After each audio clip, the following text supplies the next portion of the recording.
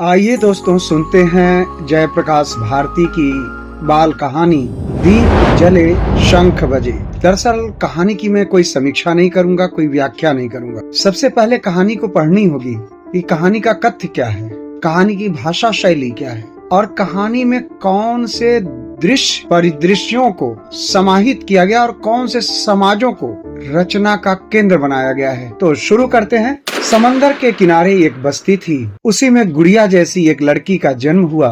गोल मटोल मुंह, बड़ी बड़ी नीली आंखें, सुनहले बाल, तीखे नाक नक्श। पड़ोस की कई औरतें कहती लड़की नहीं परी है परी। माता पिता ने उसका नाम भी रख दिया वेल्दी। एक दिन स्कूल में परीक्षा थी।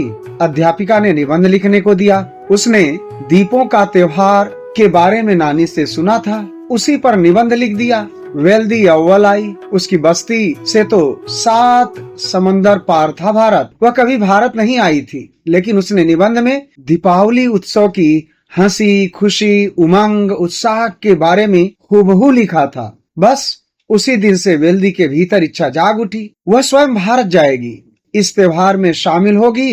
वेल्दी भारत के बारे में जानने को उत्सुक रहती। यहाँ के नगरों गांवों निवासियों के बारे में पढ़ती, मंदिरों इमारतों और रहन सहन के बारे में जानकारी बढ़ाती। यहाँ तक कि उसने अपने लिए एक रेशमी साड़ी खरीदी। वह माथे पर बिंदी लगा लेती, साड़ी पहन लेती, शीशे के सामने खड़ी होकर अपने को देखा करती। समय बीता, वेल्दी बड़ी हो गई, उसकी पढ़ाई भी पूरी हो रही थी। अब हर दिन वह सोचती कि कब भारत के लिए रवाना हो, और सचमुच वह दिन आ पहुंचा जब वेल्दी जहाज पर सवार हुई भारत पहुंचने के लिए। उसके सपनों का देश भारत, जहाँ देवी देवता के दर्शन होते हैं, जहाँ अमृत की धारा गंगा बहती है। जहाज की लंबी यात्रा वेल्दी को और भी लंबी मालूम हुई। वह तो जल्दी से जल्दी भारत पहुंचना चाहती थी। लाल किला या कुतुब मीनार देखने को वह उतावली नहीं थी। उसे मथुरा वृंदावन में कृष्ण कन्हैया के दर्शन करने थे। गंगोत्री यमुनोत्री के अनोखे दृश्य कैमरे में भरने थे। भारत आ पहुंची वेल्दी।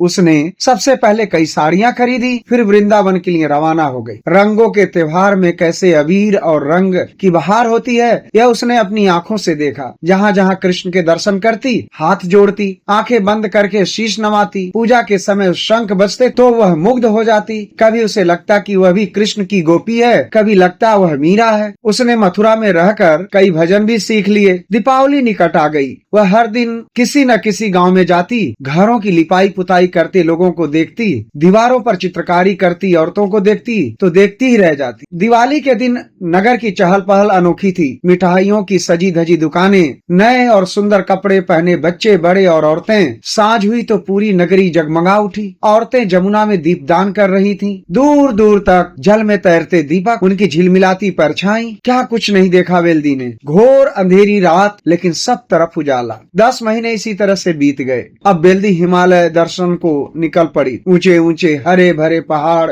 सैकड़ों फुट नीचे बहती गंगा की धारा।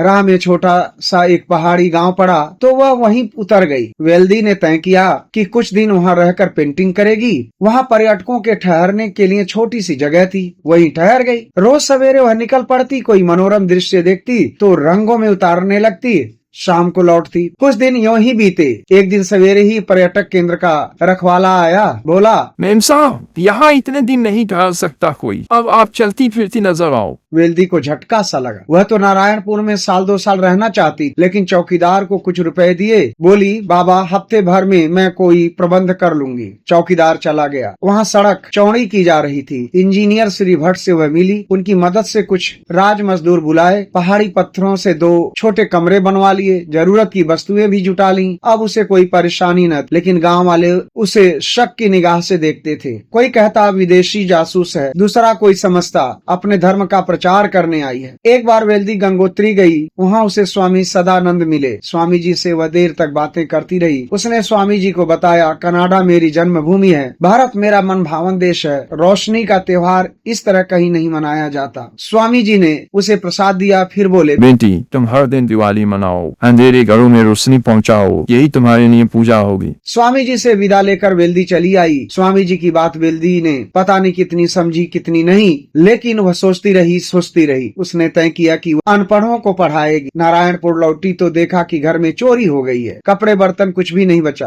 थानेदार उससे पूछताछ करने आया। वेल्दी का मन उचाट हो गया, किंतु स्वामी जी की बात रह रहकर उसे कुरेद देती। थानेदार से उसने कहा, कोई खास सामान नहीं गया है, आप चिंता न करें। थानेदार चला गया। सचमुच वेल्दी की बनाई सभी पेंटिंग ज्यों की त्यों थी। जल्दी ही उसने बंबई में अपने चित्रों की प्रदर्शनी की, अच्छी आमदनी हो गई। नारायणपुर आकर उसने कथा करवाई, गांव में सभी को न्योता दिया। कथा के बाद कीर्तन कराया, प्रसाद बांटा। हर दिन सांझ के समय वहाँ औरतें बच्चे एकत्र हो जाते, वे प्रार्थना करते, कभी गीत भजन गाते, कभी कभी मिलकर नाचते भी। वेल्दी उन्हें साफ सफाई की बातें बताती, रोगों से बचाव कैसे हो यह भी सिखाती। पंचायत घर में एक अनोखे स्कूल की शुरुआत की गई। स्कूल 2 घंटे खुलता, बड़े बूढ़े उसमें पढ़ते, खेती क्यारी की बातें उन्हें बताई जाती। गांव के कई युवक इस काम को करते। अब नारायणपुर में बदलाव आने लगा। किसी के यहाँ कोई भी खुशी का मौका हो, वेल्दी को अवश्य बुलाया जाता। गांव की औरतें कहती, ये औरत तो लक्ष्मी है, इसने हमारे गांव को बदल दिया, हमें नई रोशनी में जीना सिखा दिया। वेल्दी अब प्रौढ़ हो चुकी थी। एक दिन उसका पांव फिसला तो हड्डी टूट गई। इलाज के लिए शहर जाना पड़ा, कई महीने अस्पताल में रही। लौटी तो व्हील चेयर पर। सारा गांव उमड़ पड़ा उसे देखने को। उसे देखकर गांव वालों की आंखें भर आईं। ऊंचे कद की